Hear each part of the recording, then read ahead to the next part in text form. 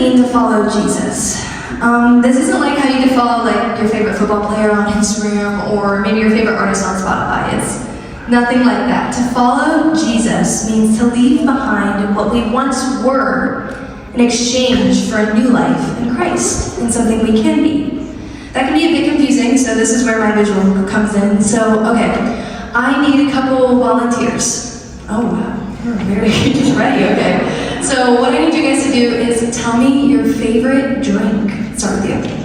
Milk. Milk, okay. Milk is an interesting option. How about you? Dr. Pepper? See, that's more like it. Okay, over here? Mountain Dew, okay. How about you? Diet Mountain. Well, I didn't know they had that. Okay, right here? Well, both of you. Gatorade? Sprite, okay, how about you? Diet Pepsi's a good one. And you? Hawani's, okay, yes. Coming. Okay, one more. Let's go with you. Okay, that's an interesting one. I've never had that before. But so let's think about all these drinks. I brought something that I really love. Have you guys seen The Karate Kid? Yeah. Okay. So this is my plan. You can make fun of him. His name is Danielson. Okay, Danielson. I love him. I think he's so cute. But in order to grow a tree, it takes a lot of work, and I'm not very good at taking care of plants. I've killed far too many succulents that I would like to account for. But Danielson has stuck around for the last couple of years, and that's been something that's been really cool. But in order to grow a tree, you have to water it. You have to take care of it. You have to put it in the sun. You have to make sure that it's getting the right nutrients in order to grow well. So, let's say, instead of water, we decided to put milk on our tree. What do you guys think that would do poor Danielson? It would kill him! Okay, yeah, exactly. How about Dr. Pepper? If we put Dr. Pepper on it, what do you think? Exactly, it would die. If we put an Alani on him, it would maybe go into like a seizure, but then he would die. So we don't want anything like that. I love Danielson, and I want him to grow strong, and I want him to grow big. I want him to be a big tree. Being in this little thing, he probably won't get very big, but that would be ideal. So yeah, if you want to take care of your tree, you gotta make sure you're putting good stuff in, which is water and nutrients and sun. But let's say you see some people over there. I'm gonna use Elijah as an example. Let's say I see Elijah pouring some milk and some Alani and some Dr. Pepper on his tree.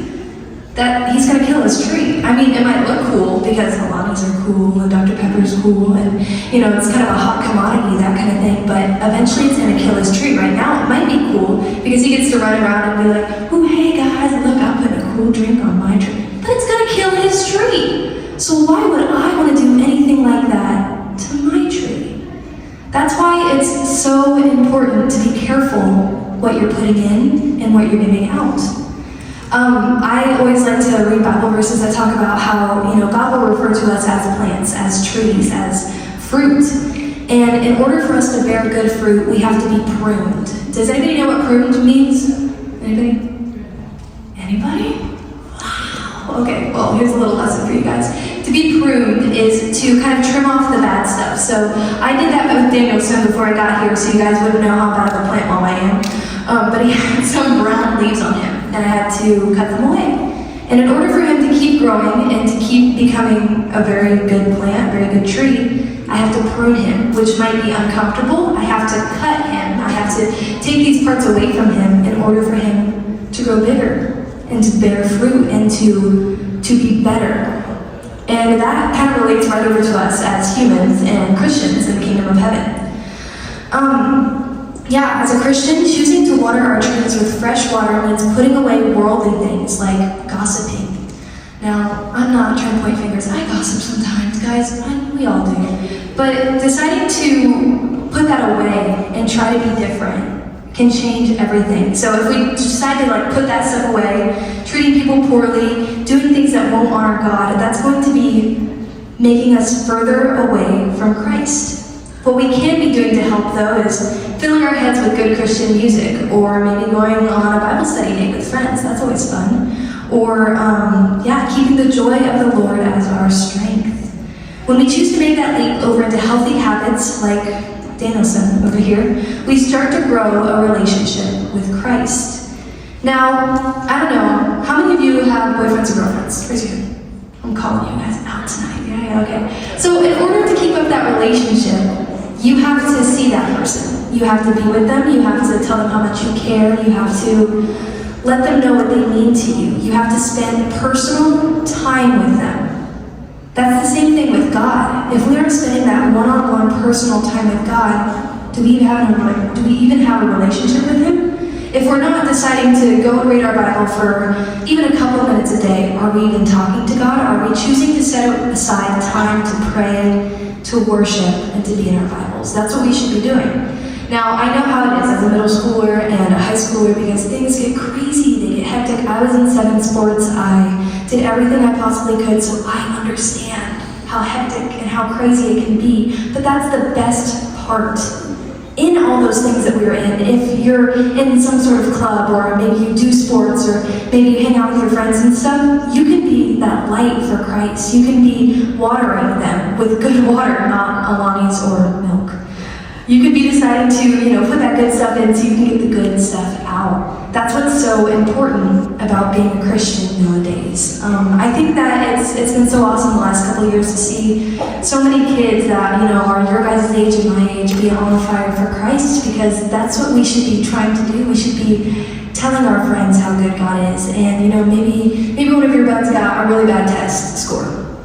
And, something you can do with them is be like, hey, maybe I can pray with you about this. I understand you're really upset right now and you might not feel good about how that went, that exam or whatever it is, but if you make that step with them into, hey, let's bring God into this, it's going to start to change their mind a little bit. They're going to notice. They might not be, super for it right away, but they're going to start to notice. And that's so important, because even the smallest amount of light can illuminate an entire room.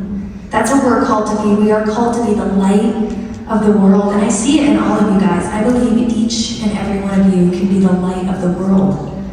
All you need to do is be trusting in God, reading your word, worshiping Christ, and deciding to put away those things of our past so we can step into the future that God has planned for us.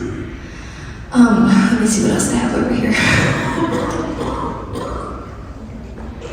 Yeah, I think that it's really awesome to see you guys here tonight, because by choosing to come here, you're choosing to be in a place that is Christ-centered and that worships God and that does things that are for Jesus. And I am so proud of you. If you guys are in FCA or you're in your youth groups, or maybe you're just even involved in church, that is so powerful. So give yourself a little round of applause real quick.